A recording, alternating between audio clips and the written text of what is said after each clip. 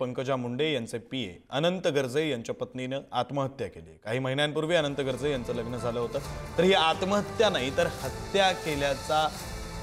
आत्महत्या केलेल्या महिलेच्या कुटुंबियांकडून आरोप केला जातो। या संदर्भातली अधिकची माहिती देण्यासाठी प्रतिनिधी नंदकिशोर गावडे आपल्यासोबत जोडले गेलेले आहेत। नंदकिशोर, काय नेमकं कुटुंबियांचं म्हणणं आहे आणि कुटुंबियांची आता पुढची भूमिका काय राहणार आहे? नक्कीच विक्रांत, एकंदरीत जर पाहायला गेलं तर पंकजा मुंडेंचे पीए आहेत अनंत गर्जे यांचं 7 ते 8 महिन्यांपूर्वीच लग्न झालेलं आपल्याला पाहायला मिळतंय।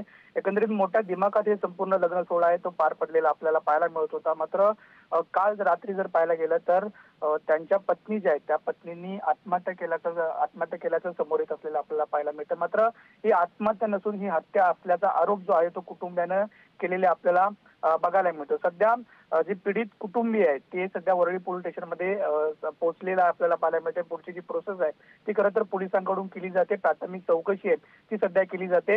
एकंदरीत जर पाहायला गेलं तर दुसऱ्या बाजूला त्या महिलेचा शवविच्छेदन अहवाल सुद्धा पोलीस पाहत असलेले आपल्याला पाहायला मिळते, त्याची वाट खरं तर पोलीस पाहत आहेत। त्यामुळे सध्या कुटुंबियांकडून आरोप केला जातोय आणि सध्या कुटुंब जे आहे ते वरळी पोलीस स्टेशनमध्ये दाखल झालेलं आपल्याला पाहायला मिळते। एकंदरीत 2 ते 3 महिन्यापासून या दोघांमध्ये सुद्धा धुसफूस असल्याचं सुद्धा कुटुंबियाकडून बोलण्यात येते। मात्र जर पाहायला गेलं तर पंकजा मुंडेंचे जे पीए आहेत अनंत गर्जे यांच्या ह्या पत्नी असलेल्या आपल्याला पाहायला मिळते। त्यामुळे चौकशी अंती नेमकं निष्पन्न काय होतं, पोलिसांची पुढची भूमिका काय आहे हे सुद्धा पाहणं महत्त्वाचं असणार आहे। मात्र सध्या जे कुटुंबीय आहे ते वरळी पोलीस स्टेशनमध्ये दाखल झालेले आपल्याला पाहायला मिळत आहेत आणि पोलीस जे आहे ते प्राथमिक चौकशी आहे ती सध्या सुरू केलेली आपल्याला पाहायला मिळते। विक्रांत, धन्यवाद नंदकिशोर या सगळ्या सविस्तर माहितीसाठी।